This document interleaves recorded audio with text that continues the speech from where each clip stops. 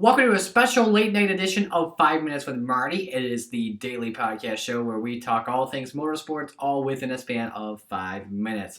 I had something come up last night, so I was unable to do a recording of 5 minutes for yesterday. So to make it up, we're going to go 10 minutes instead. We're going to see what we can talk about in racing in 10 minutes. I got some stuff I was going to talk about yesterday that I've moved into today. So we got 10 minutes on the clock, and it starts right now. Right now. All right. So we start things off with a big story that came out of Formula One. Renault disqualified from the results of the Japanese Grand Prix after a protest brought up by rivals Racing Point was upheld due to a preset automated brake bias system. It was an alleged breach of the sporting and technical regulations and the FIA International Sporting Code. Racing Point claimed in the protest that the operation of the system could be seen via onboard camera footage. As you guys know, F1 has onboard cameras for all 20 cars. The brake balance display on the steering wheels were being changed without a driver input. So you have to assume that that was being changed by possibly a crew member or something like that. Renault had disputed the claim, and after a thorough investigation, I'll say, the FIA determined that it was against the rules, obviously. As a result, Renault's disqualification means that Racing Point's Lance Stroll and Toro Rosso's Danny Kvyat will now be classified as 9th and 10th, so they will have points. For the ones that get moved up that were in the top 10 in that race, Ferrari's Charles Leclerc, Toro Rosso's Pierre Gasly, and Racing Point's Sergio Perez will move up to 6th, 7th, and 8th. And now this means Toro Rosso and Racing Point, they'll be closer to Renault for P5 in the constructors stands with 4 races to go. This weekend we've got the Mexico Grand Prix, with a week after that is the U.S. Grand Prix in Austin, Texas. We'll talk a little bit more about that on Friday if we have some time. If you all remember, after Donald Trump congratulated Team Penske's Joey Logano for winning the 2018 NASCAR Cup Championship. After that, it was announced that Roger Penske would be receiving the Presidential Medal of Freedom, and he was awarded that today at the White House by President Trump. It is the nation's highest civilian honor, which can be awarded to individuals who have made amazing contributions to security or national interests of the United States, to world peace, or to cultural or other significant public or private endeavors. And with what Mr. Penske has done for motorsports, whether it's NASCAR, IndyCar, IMSA, you name it, he's done it. A big congratulations to the entire Team Penske organization for their only gained award. Bob Pockrass reported yesterday on Twitter that NASCAR would be putting down traction compound for the penultimate race in 2019 at the ISM Raceway in the top groove of both corners. Will be interesting to see how that works out. I haven't really been a big supporter of the PJ1 compound, with the exception of it being at the Bristol Motor Speedway. So not really sure what's going to happen there. I don't really focus on that part that much, but it'll be an interesting race, definitely. Dover International Speedway announced, according to DelawareStateNews.net, that they are once again adjusting the grandstands. They are taking down approximately 28,000 seats in this first report. This is the 4th time that track officials are removing seats to try and to address the changing demands of the sports and entertainment industry. Dover has reached up to 135,000 fans in 2001, and will now go down to, and then went down to 83,000 seats about maybe a decade or a few years ago, definitely in this decade, and now they're back. Now they're down to 54,000 seats, which is a reduction of 29,000, not 28,000, excuse me. But what a shame for Dover. But they say as well they want to keep having 2 NASCAR Cup races there every single year. I'm not really too sure how that's looking with the way the seats are going. I'm surprised that they got 2 in the schedule reconfiguration when that was announced a few months ago. I think they should go down to 1 Cup race and do that as well with Xfinity on a Saturday.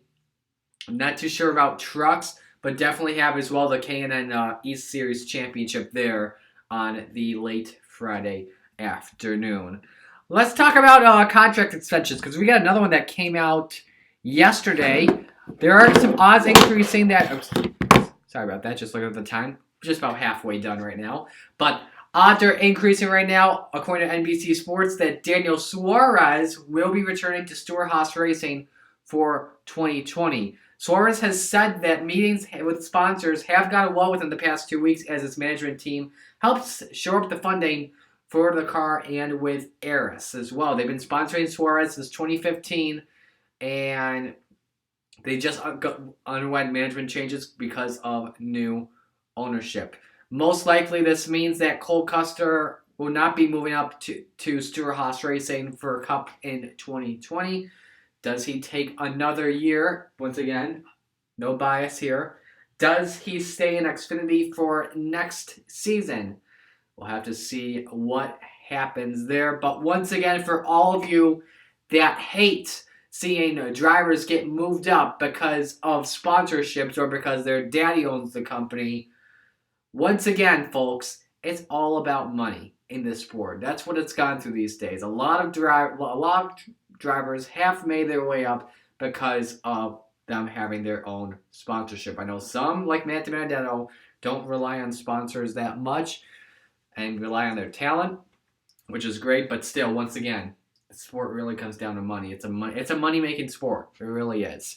Last night, the final final races, I should say, of the inaugural eNASCAR Heat Pro League concluded, and Stewart-Haas Gaming took it home Wednesday after two good races at ISM Raceway.